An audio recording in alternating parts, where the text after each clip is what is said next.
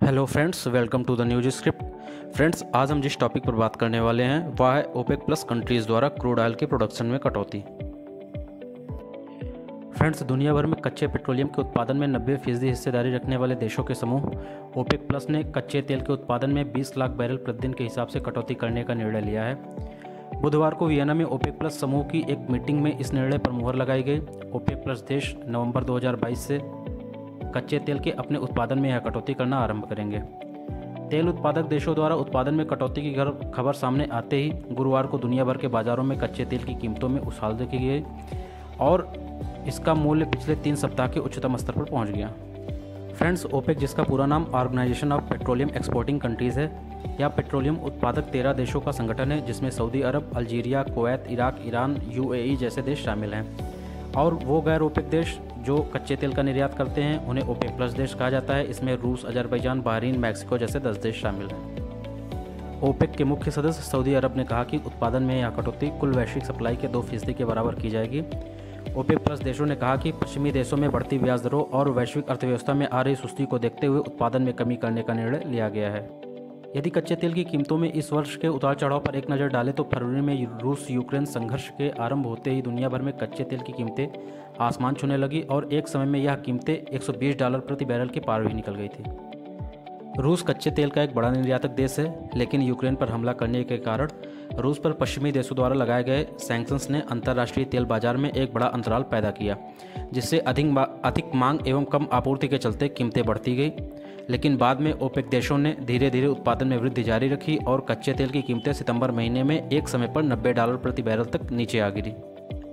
लेकिन वैश्विक मंदी की आहट तथा दुनिया में कच्चे तेल के सबसे बड़े आयातक देश चीन के कई शहरों में कोविड के कारण लगे लॉकडाउन के चलते कच्चे तेल की मांग में गिरावट आई है। इसके अलावा तेल उत्पादक देशों द्वारा यह भी तर्क दिया जा रहा है कि अंतर्राष्ट्रीय तेल बाजार की स्थिरता को बनाए रखने तथा तेल की कीमतों को स्थिर रखने के लिए कच्चे तेल के उत्पादन में कटौती का यह निर्णय लिया गया है। ओपेक प्लस समूह द्वारा कच्चे तेल के उत्पादन में की गई यह कटौती कोविड-19 महामारी के बाद सबसे बड़ी कटौती है। ओपेक देशों के इस निर्णय के बाद सुस्त होती वैश्विक अर्थव्यवस्था की स्थिति और भी बिगड़ सकती है।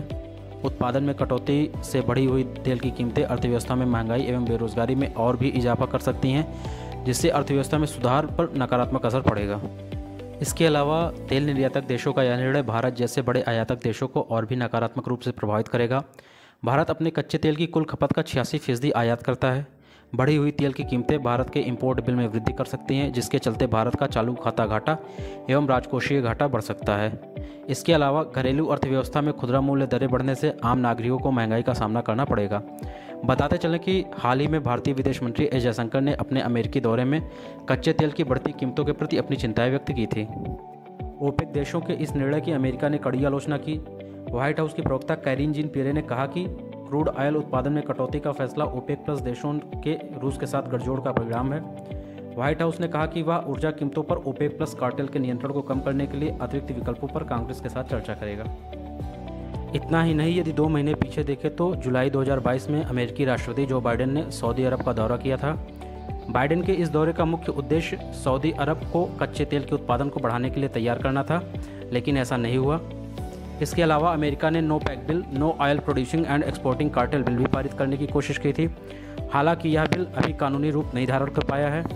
इस बिल का मुख्य उद्देश्य अमेरिकी उपभोक्ताओं एवं बिजनेसमैन को अंतर्राष्ट्रीय बाजार में कृत्रिम रूप से बढ़ाई जाने वाली तेल की कीमतों से सुरक्षा प्रदान करना है।